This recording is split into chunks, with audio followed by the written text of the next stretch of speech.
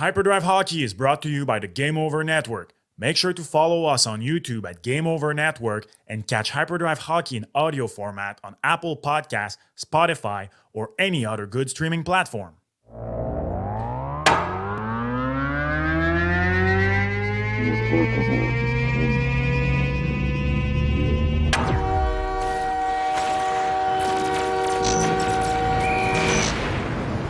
Hello, beautiful citizens of the Frozen Pond. Welcome to another episode of Hyperdrive Hockey, brought to you by the Game Over Network. My name is Max Vanout. We come to you live from Montreal every Monday and Thursday. If you could please consider subscribing to the Game Over Network's YouTube channel, drop a like, drop a comment, or leave us a 5-star review on the platform of your choice in audio format, whether Spotify, Apple Podcasts, or whatever else you use. But I do kind of feel like there is a bipartisan in audio podcast. Anyways, let's not get into this. Kevin Laramie, my man, how are you doing? I'm doing pretty good. I agree. Nowadays, I think it's either your Apple Podcast or you're like Spotify, or you stuck to your old podcast application that you've been using for like the last 9 years, like Podcast Addict or something. But no, I agree with you. iHeartRadio in Canada or whatever. Yeah. It's kind of funny because technically you could think that if you are Spotify, you're automatically on Android, but that's not the case. No. I actually don't have any bias toward any of them at all. Just I've never used Apple Music, so I just when music streaming started, 2015, 2014, I feel like, I don't know. I had an Android back then. I went to Spotify, never switched then. Whatever. I definitely don't have any allegiance to anybody. If you do, good for you, man. No judging. There's absolutely no judging on this podcast. Daph couldn't join us again today, unfortunately. We're trying to figure out some day job scheduling issue here at Hyperdrive Hockey. Hopefully we can figure it out quite soon. But in the meantime, it's your boy Max, it's your boy Kev, and it's everything going on in the National Hockey League, everything going on Planet Hockey. Just before we get to the story today, we're excited again to talk to you about our new partner at Hyperdrive Hockey, a delightful, witchy, gut, and glam jewelry store, making handcrafted art that varies from subtle silver and gold pieces to glamorous bespoke pieces. Inshoe is more than just a company. They have built a community through their advocacy and welcoming attitude that has made them an institute in Montreal. It's located in historic Chateau Saint-Ambroise. Drop by 4000 Rue Saint-Ambroise, Suite 278, and say hi to Astrid and the Wicked team, or wherever you are across Canada. Head over to inshoebijou.com. That is INCHOOBIJOUX.com, and enhance your style with a little got jewelry. I'm going to have to get some and flash it to you at some point. We have a lot to talk about today. A huge weekend. It was a hockey day in Canada on Saturday. A lot of action involving rivals from coast to coast. We will, of course, talk about another, let's call it an eventful weekend for the Montreal Canadiens. Let's call it an amazing weekend for the Ottawa Senators. Linus Ullmark is headed with the team on the road trip through Boston and New York. We will talk about it a little later on. A lot of other stories. But first, was talking about heated rivalries. Is there a Mech suspension incoming? Why so pissy, Connor? Honestly, 3 games after going unpunished on a very questionable elbow to the face of, it was Marcus Johansson of the Minnesota Wild. Connor McDavid will have to explain his cross-check to the face of Conor Garland of the Vancouver Canucks. So that's twice in the past few games now that McJesus shows. Well, actually, no. You know what? I'm going to correct myself here. I don't feel like the elbow to the face of Marcus Johansson wasn't frustration. I thought it was more of a little bit of a cheap shot in the heat of an action that went unpunished, as I said, both on the ice and off the ice afterwards. But on this one, I don't know if you agree with me on this, Kev. McDavid's going to get a one-game suspension for this. At least a game. And when you have to explain yourself too, you never know. Sometimes it's a bit more depending on your answers. But I do think there's something there. But I think it's not what we think it is. It's nothing to do with the result of the team. I think they have 8 wins in their last 10 games. Exactly. So why would he be so there's frustrated? nothing to be concerned about. I think he's looking at the points race, the Ardress Trophy race, and he's looking You at think? I think he's looking at players like McKinnon and company, and he's like, "What am I gonna have to do to keep pace this year? If I don't play all the games, maybe I have an excuse." No, I'm exaggerating. Maybe it's because his McDonald's promotion with Austin Matthews. Maybe Matthews is winning the face-to-face there, so maybe there's that too. There's a big promotion right now. They have each a burger and you choose one. And That was a good commercial. That was a not bad, yeah. a redo of who was it? MJ and Larry Bird or Magic and Larry Bird? I think it was MJ. I think it was MJ and Larry Bird, yeah. Yeah, me too. Back in the 80s or early 90s. Anyways, but honestly, when you listen to that quote by Conor Garland post-game, it gives you a bit of insight into McDavid, how he felt on the ice, because Conor Garland basically admitted that he was illegally holding on to McDavid. He says, "I'm just holding him. I mean, he's the best player to ever do it. So the time's running out, and I just thought that was maybe the best way for us to win a game, was to do that. I don't want to hurt him." And you know what? From Conor Garland's point of view, I totally get what he did, and it's a smart thing to do. I hate to say that it's a smart thing to do because this is the way hockey is reffed. So it's late in the game. It's a team battling for a playoff spot. It's another very good team. It's a rivalry. Vancouver, Edmonton with the playoffs have become a very good rivalry. I mean, there is a historic rivalry there. It's not as big as the Battle of Alberta, but I feel like right now, these two teams having a result last year in the playoff makes it really like an instant rivalry. The heat has gone a little higher between these two. But McDavid's the guy who draws the most penalty in the NHL, and let's say that you applied the rule book perfectly, there could probably be a penalty call, not on Connor McDavid, but he could draw a penalty almost every play.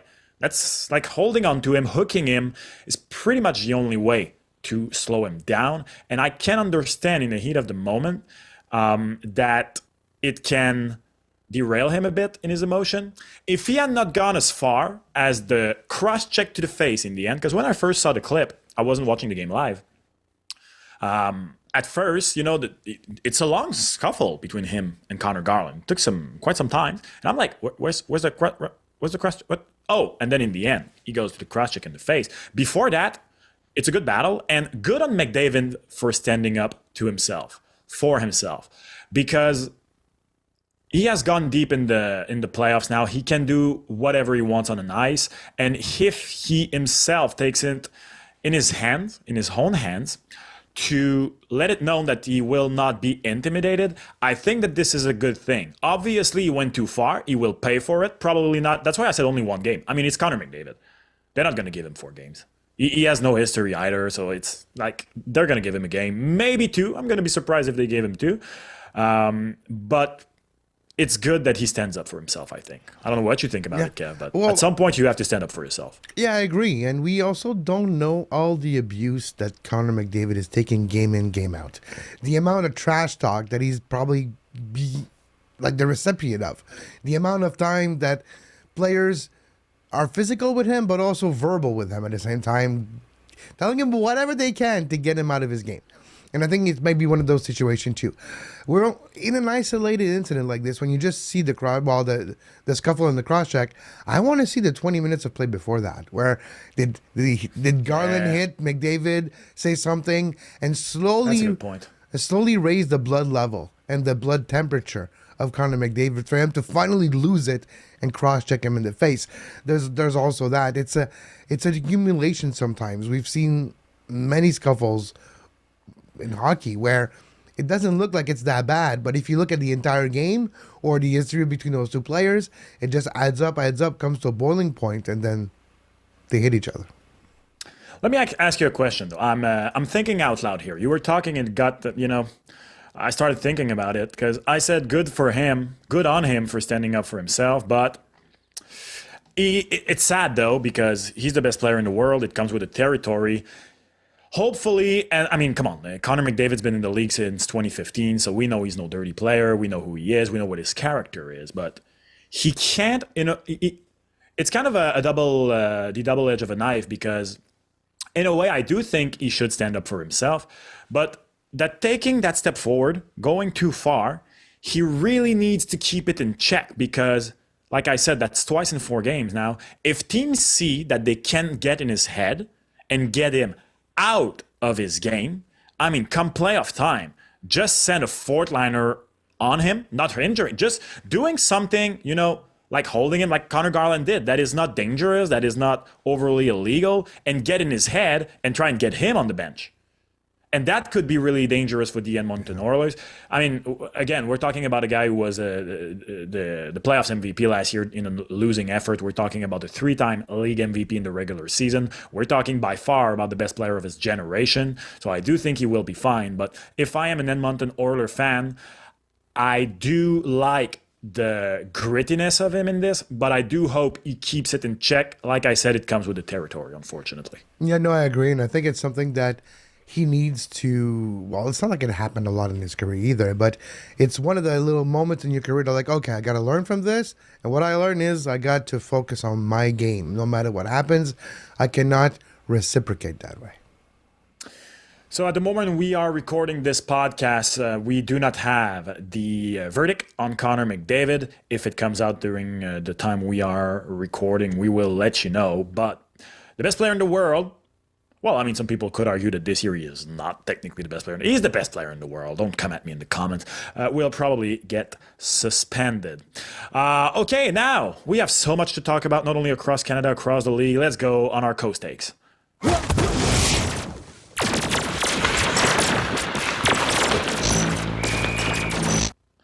And just before we keep going, you're looking for a way to make awesome memories with your friends, want to take some promotional pictures for your business, check out Le Saint Motel in Montreal Southwest. It's an amazing selfie studio located in Montreal historic Château Saint-Ambroise, adjacent to Inchu Bijou, that boasts 12 plus unique decors for you to enjoy and make memories. Hop in their iconic heart-shaped ball pit in which I want to see Kevin Laramie, or transport yourself back in time to Expo 67. I think I'm wearing an Expo's hat actually right now. The Saint Motel can also come to you with mobile decor setups available to rent for events, including setup and takedown. Head to lesaintmotel.com for more details, or check out their amazing decors that are always being updated. What would I look like in Expo 67? Long hair, for sure. Yeah. Elephant pants with like big bell bottoms at the end, I would think too. Oh, no, please. No elephant pants. No elephant pants for your boy. Everything is brown or orange. That's what I remember too. I wasn't born, but everything should be brown or orange. You know what, Kev? This weekend, I had one of my first... Actually, I think I had my first...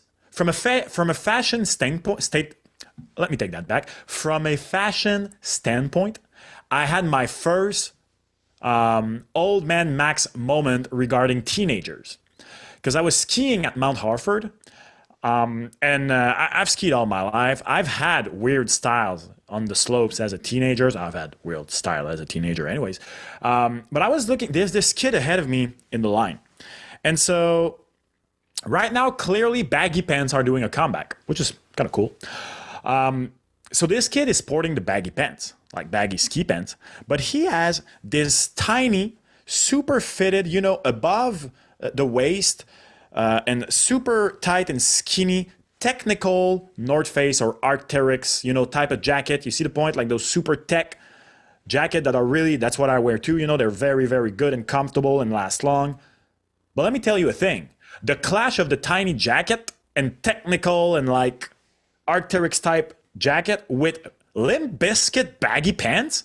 And I was just like, this dude is missing something. Like he's bought the pants and he hasn't had the jacket yet. Because back in my days, the baggy pants, you wore them with the huge coat too. The coat was big and long and baggy. The pants were big and long and baggy. And then all his friends come along. They're all rocking that. Baggy pants, tiny coat. What the heck is going on? Like, hey, did they what have is this? A dinosaur toque hat too? Back in the day. That's old school. I haven't seen those in a while. But yeah, it's a good thing. It's a good thing. That was terrible moment. Yeah. You know what? Let me know in the comments if you have fashion problems. In hockey, it's tough to have fashion problem with the youth.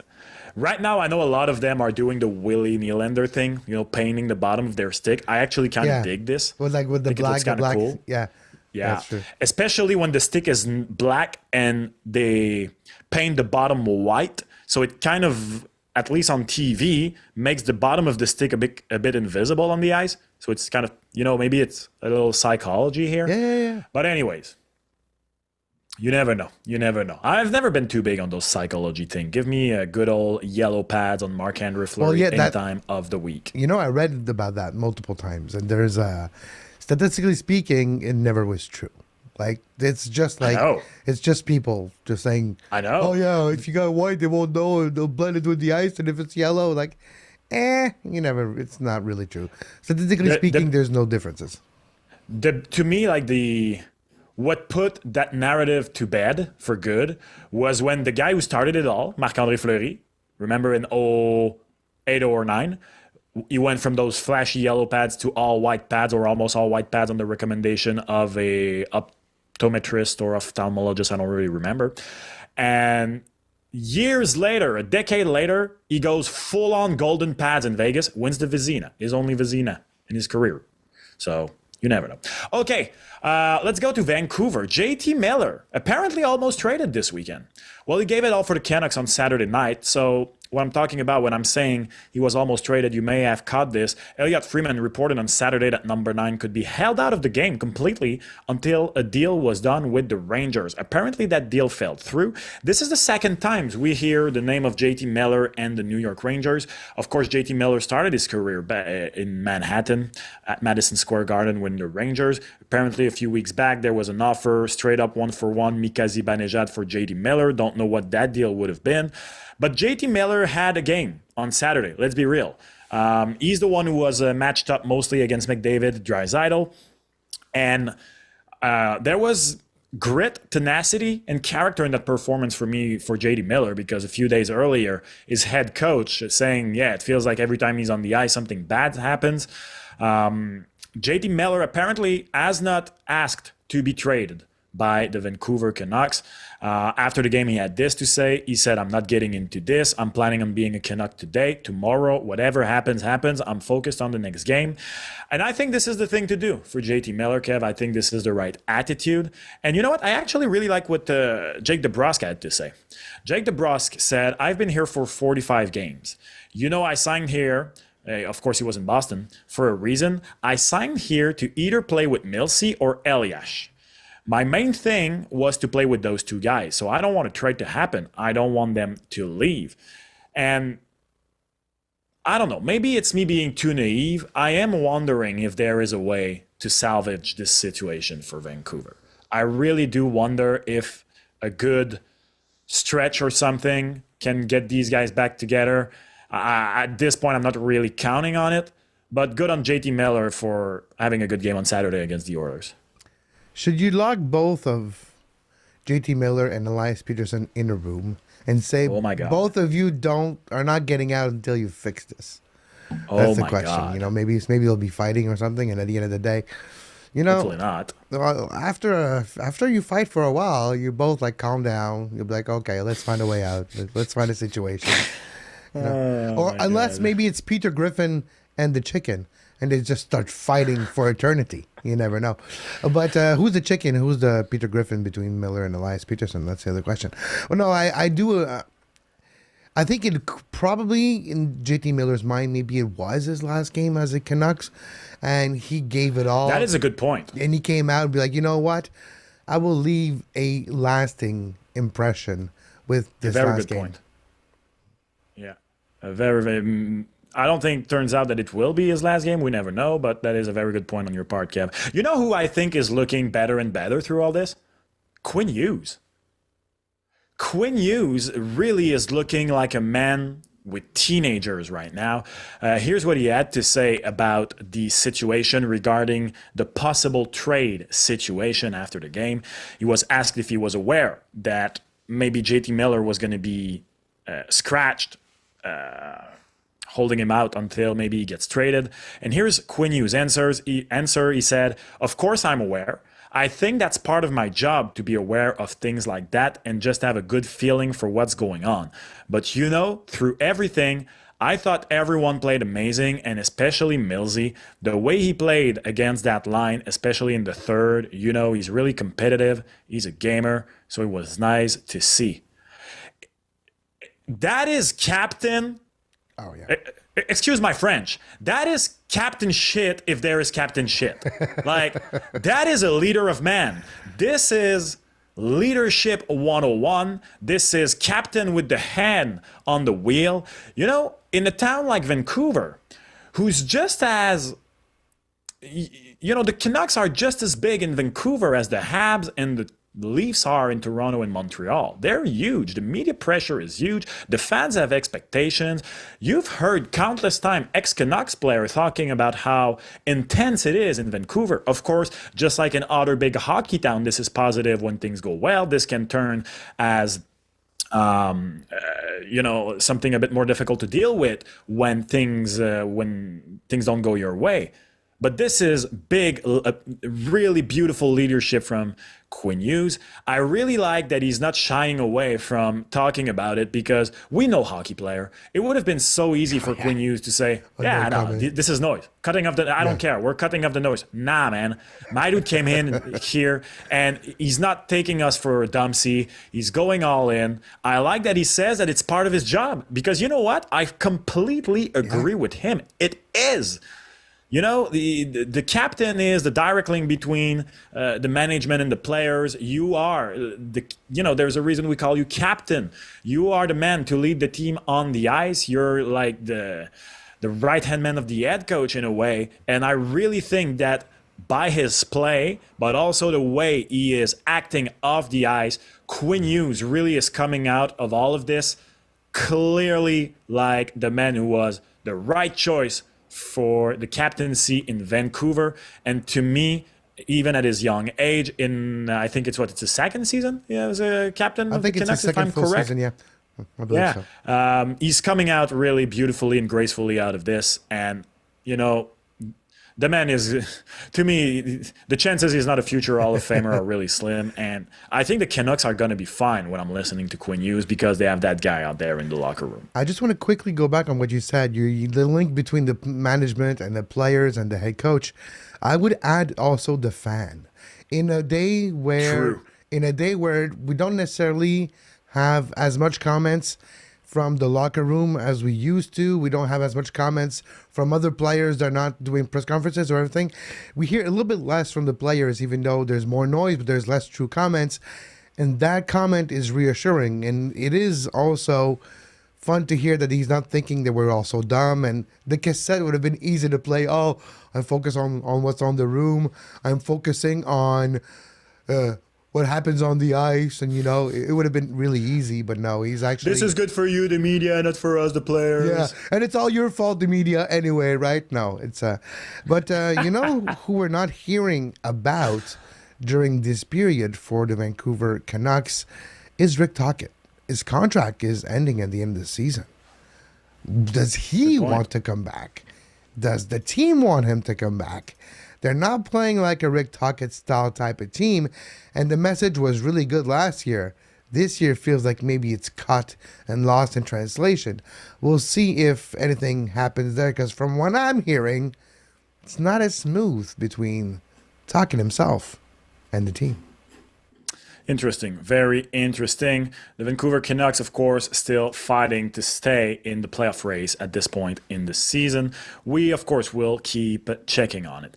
Toronto completely humbled Montreal on their own ice on Saturday after a heck of a start from the Habs, taking a 3-0 lead in the first period. Arbor Xhekaj exploding Ryan Reeves. And you know what? A lot of people... And you know what? It's normal. In the aftermath, it kind of doesn't look that good, but Ryan Reeves tried to go and fight Xhekaj down 0-3, and Xhekaj pointed to him the scoreboard, which I think was the smart thing to do at that moment.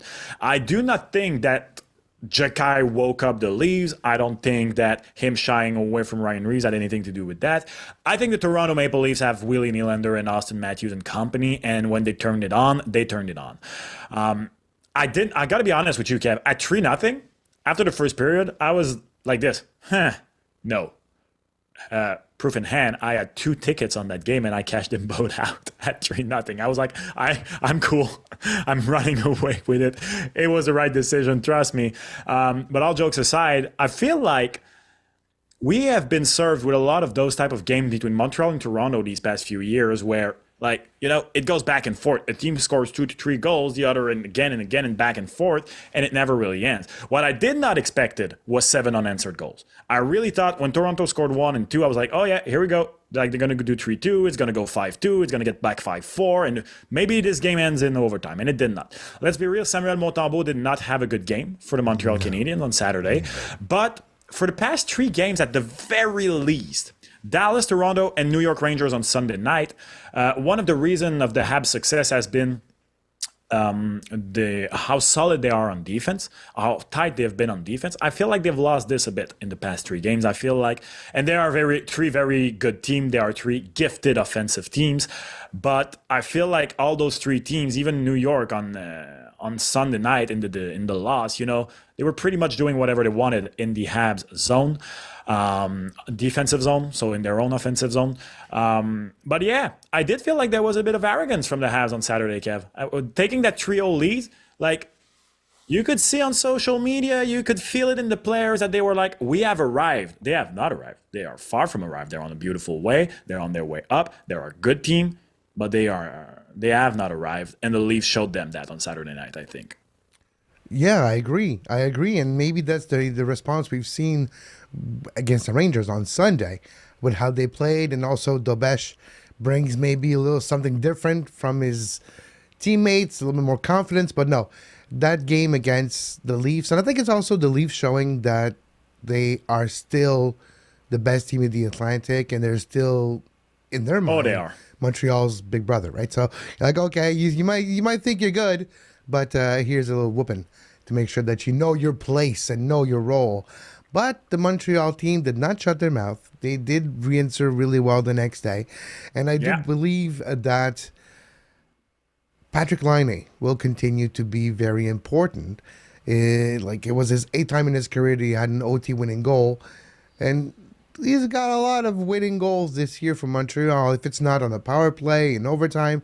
So we're seeing a lot of influential goals, that I would say, for Patrick Laine with Montreal. And of course, Lane Hudson, I want to go back to Sunday quickly in overtime, just seeing him skate and the amount of creativity him and Caulfield showed. Insane. It's insane, right? At one moment, even the play-by-play was confused. I was watching it in English, and he was confused by Murdrick because he thought it was Cole Caulfield who had the puck and was ready to shoot, but no, Lane Hudson kind of hit himself and put himself in the position of the player faced with the goalie on basically a breakaway with a chance. Was that an overtime? Yeah, that was an overtime with a chance. You were watching it in English? Yeah.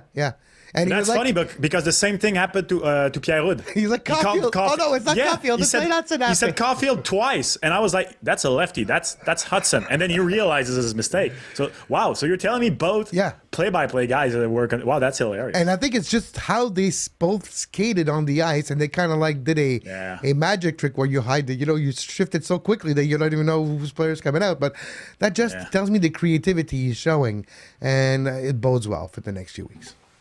Yeah, I completely agree. I really love the way they bounce back. You talked about Jakub Dobeš. So Jakub Dobeš is 5-0 to start his NHL career, and he beat the Florida Panthers, the Colorado Avalanche, the Washington Capitals, the Dallas Stars. He beat on Sunday night the New York Rangers, which you could see as the easier opponent of the bunch, but let's be real, they won the President Trophy last year, and they're red hot right now. And they're playing exactly. well. They still have all their star players. And since January 1st, not in points percentage, but in point total, they are number 1 in the league. So they are on a roll. The Rangers are back climbing the standings.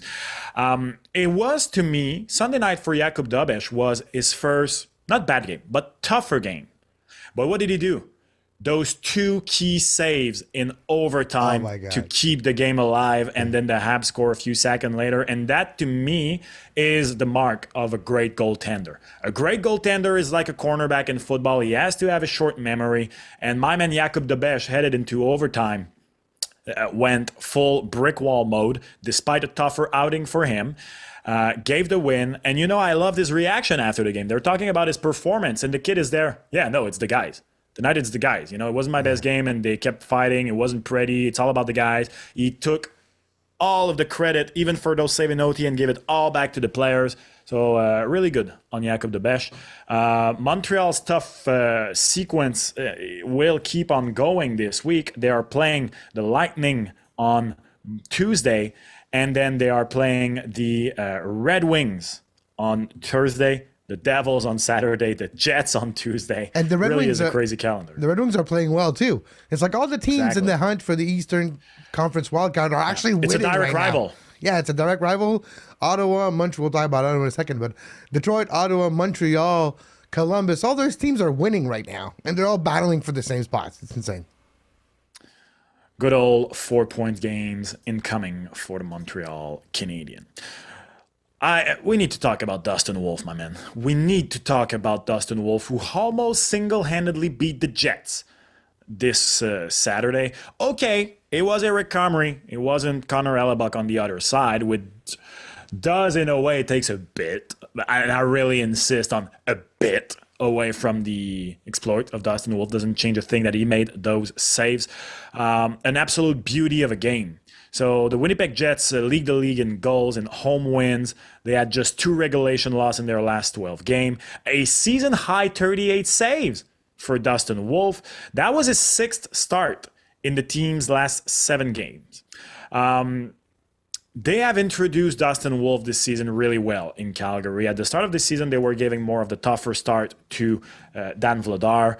They were splitting pretty much half and half. And Vladar, what is impressive for me from Dustin Wolf is that he is playing well, but he really is taking the starter role in beautiful fashion, because Dan Vladar hasn't been the greatest goalie in the NHL this season, and it has been a little bit tougher for him lately, although he did have a good start in his last game against St. Louis, but he has only a win in his last 6 starts. But Dustin Wolf is being absolutely amazing, and any year that is not this year, with Mishkov, Celebrini, and Hudson, I think Dustin Wolf would be the favorite to win the Calder Trophy right now. I think you're right, and I think also nobody will say this, but because he's not like a true rookie, right? He's eligible for the Calder, but we saw him last year. We saw him at some points too, so that plays maybe in the factor. 38 saves on 39 shots, 1 goal against Winnipeg, a saving percentage of .974. That is pretty impressive against maybe one of the top 3 teams in the league. You know what I like about Dustin Wolf? He reminds me, he's the only young goalie in the NHL right now that reminds me a bit of Jonathan Quick and Marc-Andre Fleury. What I mean when I say this. So, of course, NHL goalies right now under 6'3" is pretty rare. They're all 6'3". They're rarely even looking at you if you're not 6'1". They're robotic.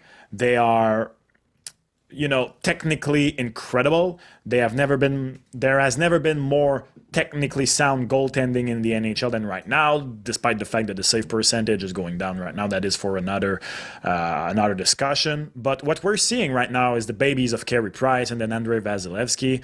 And it's okay. I don't have a problem with that. But it was Martin Brodeur a few years ago who said that Fleury was the last goalie that is fun to watch because personality has been taken off of the goaltending position. When I was a kid, the best goalies in the league were Martin Brodeur, Dominique Hachek, and Patrick Roy. You could add to this Ed Belfour. You could add to this Curtis Joseph. They were all crazy. All those guys. Well, Brodeur wasn't. You know what? Brodeur is the exception to the rule. True. He's like the most normal goalie ever. I would argue that. All jokes aside, they all had a very different style. They all had their distinct identity in the way they were playing the game. Jonathan Quick is 6'1". Marc-Andre Fleury is 6'2", which, for average human being is tall. It's quite funny because I was watching football on Sunday night. I was watching Bills Ravens, and at some point the color commentator, I don't remember who he's talking about, but he's talking about the D lineman on the Bills, and he's talking about how they're small on defense. And he's saying he's just 287 pounds. And I'm like, Yeah, there must not be a whole lot of situation in life where you can refer to a 287-pound man and talk to him as a small guy. Well, usually you're not talking about 6'2", 185, and 6'1". Joe Quick is registered at 220. Well, that's a surprise. He must have huge legs because I don't think Joe Quick is 220, but that's not the point. There are really small, there are very little situation where you would talk about 6'1" and 6'2" guys and not talk about them as big guys. No. Well, Dustin Wolf is even smaller. He's 6 foot tall. And why Fleury and Quick were two of my favorite goalies when I was younger, it's the athleticism and it's the way they move in front of their net. This isn't what is taught no more. But Dustin Wolf has a bit of that. He is smaller in the net. He doesn't look big. We were talking about Jakub Dobeš. Jakub Dobeš is freakishly intimidating in his net. He is huge. He is Bobby Lou and Jean-Sébastien Giguère in 03 for the Ducks, huge in his net. Dustin Wolf is smaller. But he has great pads, great mobility from the pads. He has great gloves, and I love seeing him fight in front of his net. I love seeing him play. This is old school goaltending as far as I'm concerned, and it is really working well for him. I'm all here for short goalie kings. Plus, Dustin Wolf is redheaded, if I'm not mistaken. Yes, so let's go, my dude. Like I was kind of redheaded. He's a red wolf. So. He's literally like a red wolf, but also he has personality. His little jump he does before every That's game. cool, eh? Yeah, he goes into the net for the start of the game and he jumps up and down. It does. That's what people grab onto.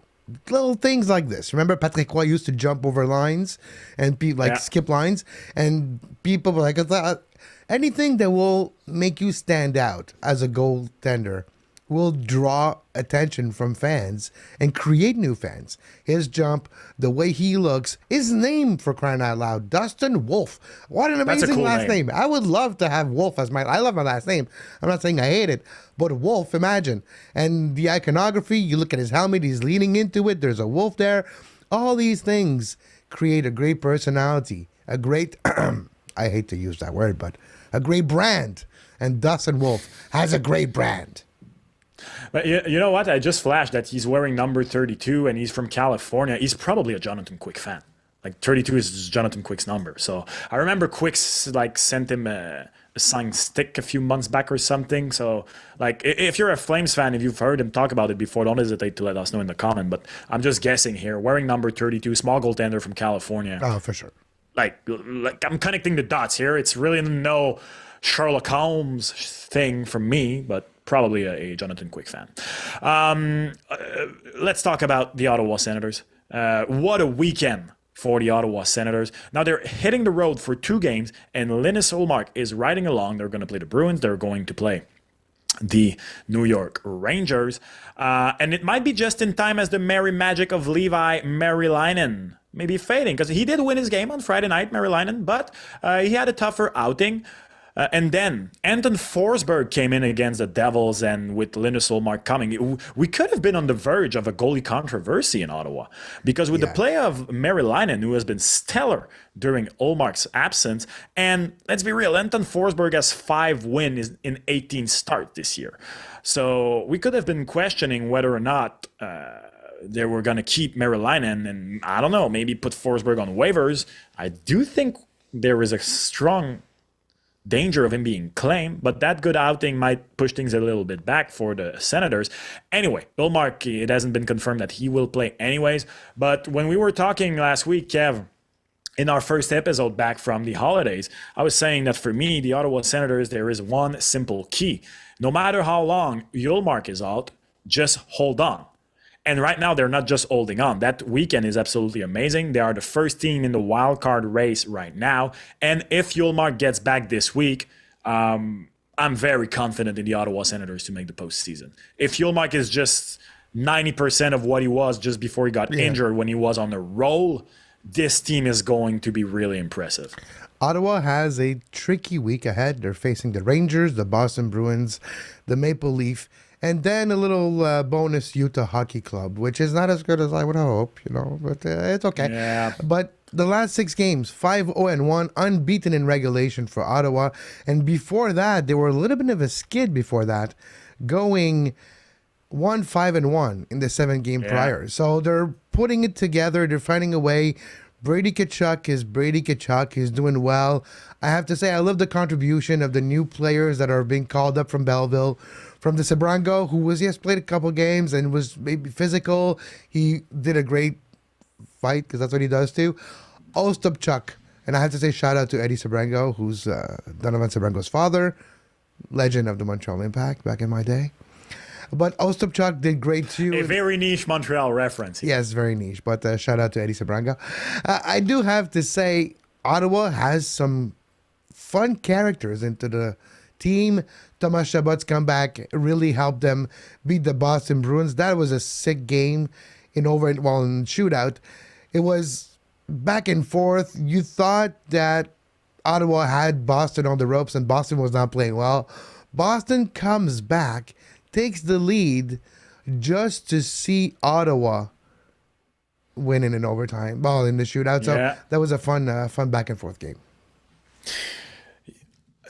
Ullmark has to get back to play against the Bruins on Thursday, right? Like, come on. That's the script. I would think that has to be the script. Yeah, I would think so too.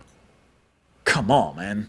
Like, okay, you missed the game on Friday in Ottawa, but you gotta play the Bruins in Boston. Could you imagine? You know, because the Boston Bruins on a heck of a slide right now. They are finally out of the playoffs. They are behind the Montreal Canadiens because they have the same amount of points, but the Canadiens have a game in hand. The New York Rangers are climbing back up. Like, it could go all downhill from here for the Boston Bruins. Now, today, on Monday, this afternoon, wow, is it a holiday in the United States? Yes, it is a Martin Luther King Jr. Day today. Oh, it is? Yes, it is. Oh, I get surprised by this every year. I always forget my deep apologies. I'm just not well aware into the United States holiday calendar. Okay, so by the time you're listening, the game is either getting played right now or over. But, you know, technically you have to beat the San Jose Sharks at home. But then you get the Devils and then the Sens at home. Then you're playing the Avalanche. Could you imagine if the Ottawa Senators, you know, like are really with Linus Ullmark in front of the net, the team that, you know, starts putting a dagger into the heart of the Boston Bruins in their. I mean, I know it's early in the season still, but if they lose to the Devils, if then they lose to the Ottawa Senators, and then you have a tough game against the Avalanche at home, this is a very defining week for the Boston Bruins season. And Buffalo is not playing as bad as their record would indicate. And I would even say the Sharks also. So those are not easy games for Boston. In their last 9 games, they're 2-5-2. So even though they had 6 straight losses in there, got a couple wins, then lost again, Boston is not out of trouble. Boston is in a free fall. And until they get a couple wins in a row against meaningful team and sustain that type of play, when I look at them, they played decently against Ottawa, but that, you know, they're missing a little something. That the confidence is not there. And outside of Pasternak, well, they would not have won those games if Pasternak was not good. From the Florida Panthers game on the 11th of January until the Ottawa Senator game on the 18th of January, Pasternak has 9 points in 3 games. So without Pasternak, they don't win those games or go to overtime against Ottawa. I'm going to be real honest with you, okay? And I swear this isn't Boston hating from a Montreal guy, okay? Really not. I'm former journalist. I am able to be objective here. But when we're looking at the team fighting for playoff spots, okay? I have locked every teams that are right now in the top 3. Toronto, Florida, and yes, even the Lightning, despite the fact that they are not that far up ahead of other teams, they do have a good amount of game in hands. And it's the Lightning. I'm going to be extremely surprised if the Lightning end up not making the playoff. They're locked for me, just as Florida and Toronto, Washington, New Jersey, Carolina.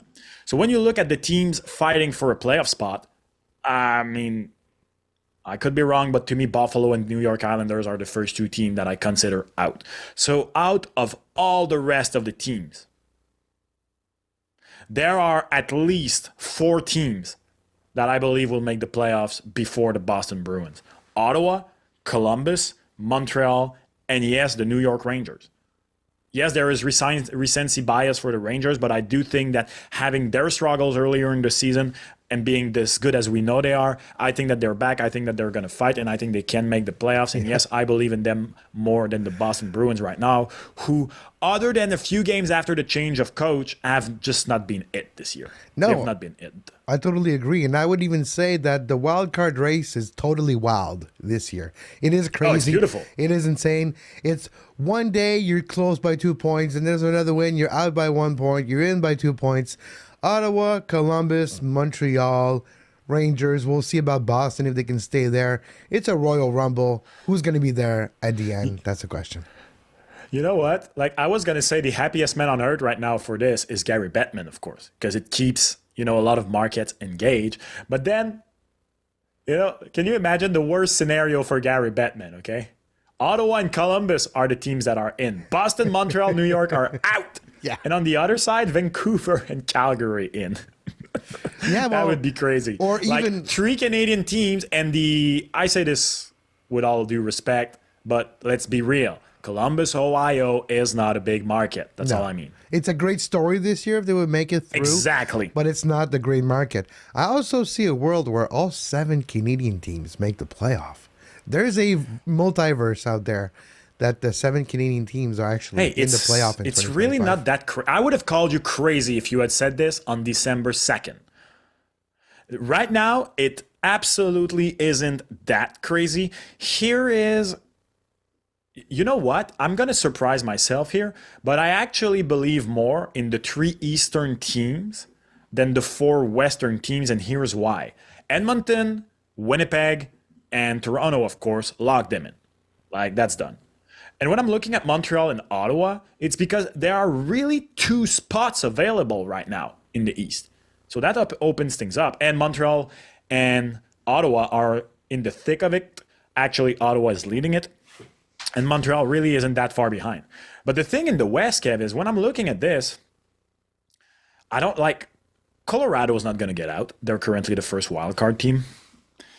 I'm going to be very surprised if the Wild fall all of the way out of the playoffs. True. And then who? The Kings, who probably at some point may or may not get Drew Doughty in time for a playoff push. I do think it's more playoffs for Drew Doughty.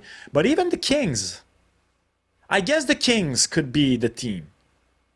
Yeah. But that's going to be tough.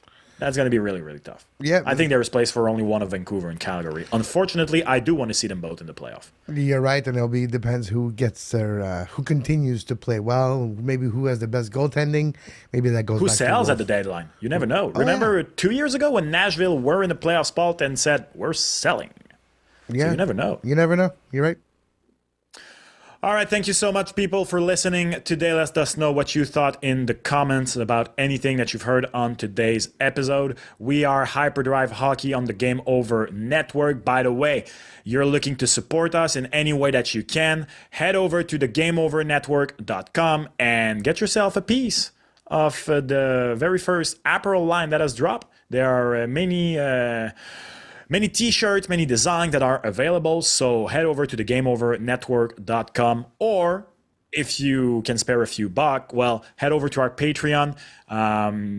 Game Over Networks is employing 30 young journalists and analysts across Canada. Really, it is a beautiful young company, fully Canadian. So any way that you can help support is really appreciated. If you do not have a buck to spare right now, it's okay. Just like this episode, subscribe to the YouTube channel, drop a review on Spotify or Apple Podcasts. My name is Max Vanut alongside Kevin Laramie. Thank you so much for listening, and we'll talk to you on the next episode of Hyperdrive Hockey. Have a good day, everyone.